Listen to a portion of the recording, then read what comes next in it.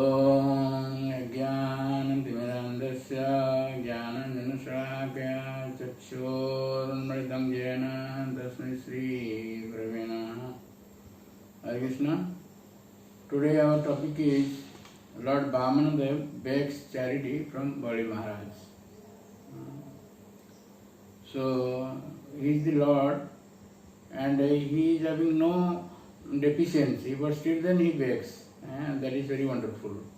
That's why this question was asked by Parikshit in Srimad Bhagavatam 8th canto 15th chapter. He asked this question: why the Lord, he is full of all opulences, still then he begs? A beggar. He is having nothing. He is having nothing in possession. That's why he begs. But why the Lord will beg? So in this chapter it is described why the Lord begs. It is for his devotee. He can do anything for his devotee. That is his Bhakta Vatsalata. So as we have discussed in the last chapter, chapter 18, and the Lord Vamana, when arrived in the sacrifice area of Bali Maharaj, Bali Maharaj asked, Swagatam te namastubhyam Brahman king karvam te. What can we do for you, Brahman, a Brahmana? So the Lord says, Lord first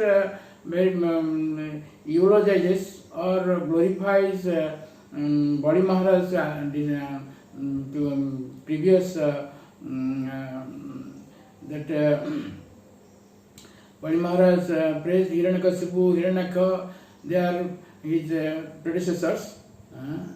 Hiranyaka is the son of Kashyapa Muni, and also Hiranyakasipu. Hiranyakasipu's son is Prahlad, Prahlad's son is Virotana, and all of them are very great.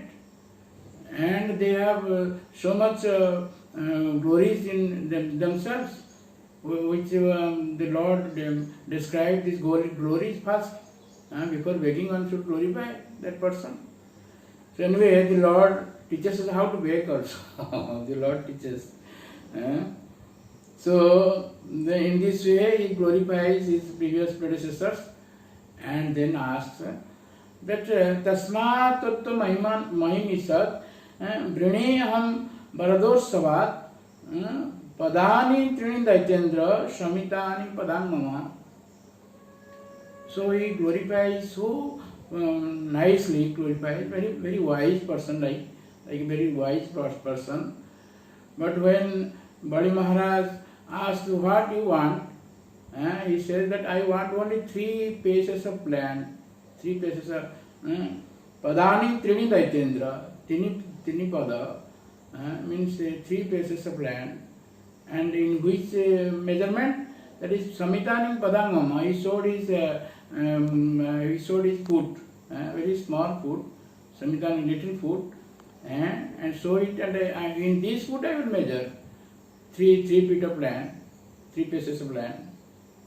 So Bali Maharaj was said, you are saying, Ho Brahmana Dayada Bhataste Vruddha Samatha Tam Bala Balisamati Swartham Prati Abudojatha. Brahman, you are speaking like a very wise person, but you don't know what is your self-interest. You are just like a small child. So what you will do with this 3 feet of land? In this way, he asks again Brahmana, that Lord Vamana, he is the Supreme Personality of Godhead. It is not known to him. It will later on it will be revealed to him. But in the beginning he didn't know that he is the Supreme Personality of Godhead. So the Lord says that Jadricha Chapapannena Santushto Bhartati Sukham Nasantushto Triviloki Ajitatma Pasaditai. Those who are self-satisfied, whatever is available, they are satisfied with that. And those who are greedy persons, they won't be satisfied, even if all the 3 worlds are given to him. So in this way, he says, Trivikrame asantushto dipena api na pujyeta navavarsa sametena sapta dipa parachaya. In this material world, there are 7 deepas or 7 islands.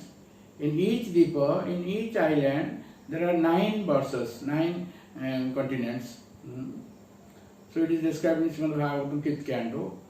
So the Lord says that if one is not satisfied with 3 feet of land, he won't be satisfied even if you give all the 7 islands, including all the 9 continents, Navavarsa. So ultimately, Bali says, okay, you take that much of land. When he was prepared to give that much of land, then his spiritual master came, Sukracharya. Sukracharya is a very learned person. It is Bhagavad Gita, it is said that Kavinam Usana Kavi, among all the wise persons, I am Usana. He is a vibhuti of the Lord. So, Sukracharya came and said, Sukracharya was there, of course, because that sacrifice was going on. There is 100 sacrifice. Those who do this 100 sacrifices, they are eligible to be Indra. So, Sukracharya came, Sukracharya said, Esha Bhairocane Sakshat Bhagavan Vishnu Rabhya Kasyapad Aditer Jato Devanam Karya Sadhaka. He addresses him not as Bali but as Bhairocana. He is the son of Virocana. Virocana sacrificed his life for the sake of the demigods. That's why he says, reminds him about his father. Your father was killed, so to say, by the demigods. Now you are going to be killed also. You don't know. He is the Supreme Personality of Godhead. Vishnu Rabhaya, Bhagavan, he is Bhagavan. And you will take away all the land of yours and give it to your enemies, to Indra, to Purandar. Then so Bali Maharaj was pondering what to do. So this spiritual master says, this Sukracharya says, Dharmaya dasase arthaya kamaya sadhanaya cha panchada vibhajat vitam iha mutra cha modate. There are instructions, there are injunctions in Shastra how to utilize your wealth. It should be divided into 5 parts. First part, 5 for religion, dharma.